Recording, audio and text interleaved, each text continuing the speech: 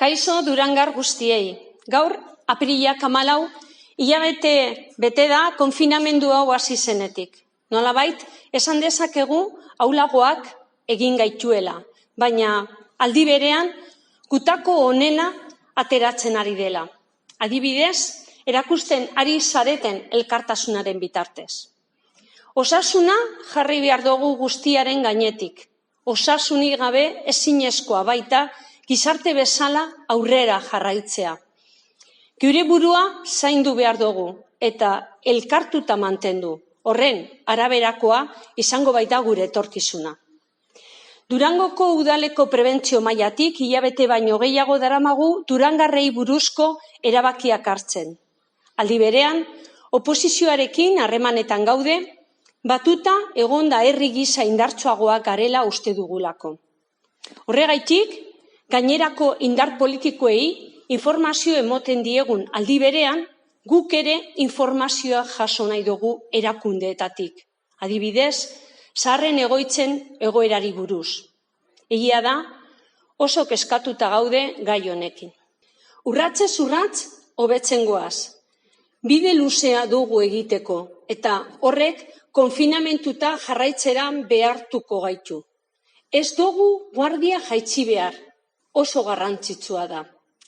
Eta ongiaren eta gaizkiaren gainetik daudela uste dutenentzat, ez gara geldituko Durangar guztioi kalte egiten diguzuela konturatu arte. Berriro esango dugu. Hau ez da jolas bat. Guztion osasuna dago jokoan. Durangon, 120 gaixo baino gehiago ditugu COVID-19 ondorioz. Eta jende asko dago kezkatuta bere etorkizun ekonomikoagaitik. Gara izaietan erabaki drastikoak beharrezkoak dira, baita arlo ekonomikoan ere. Orain, nire kide Juliani pasako diot hitza. Eskerrik asko.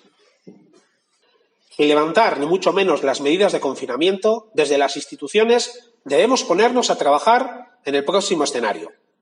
Durango es un pueblo mayoritariamente de servicios, de pequeñas empresas, autónomos y autónomas.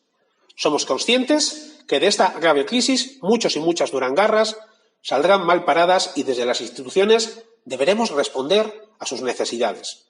Tanto el Gobierno central, el Gobierno vasco, las diputaciones o los ayuntamientos, que a fin de cuentas somos la institución más cercana a la ciudadanía. Por ello, hemos empezado a dar pequeñas iniciativas para poder aliviar la presión de los pequeños negocios. Entre otros, de aquí a final de año, realizaremos 3 campañas de bonos de descuento para comprar en los distintos comercios y pequeños negocios de Durango. Destinaremos 50.000 euros para ello y estará abierta a toda pequeña actividad económica que esté interesada.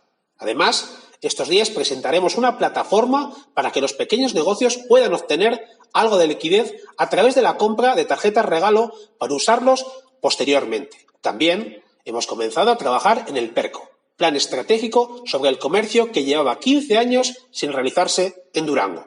Por último, estamos perfilando un nuevo paquete de medidas económicas para complementar las ayudas que se ofrecen desde otras instituciones. Para ello necesitamos un compromiso firme de todas las instituciones para que nadie se sienta desamparado.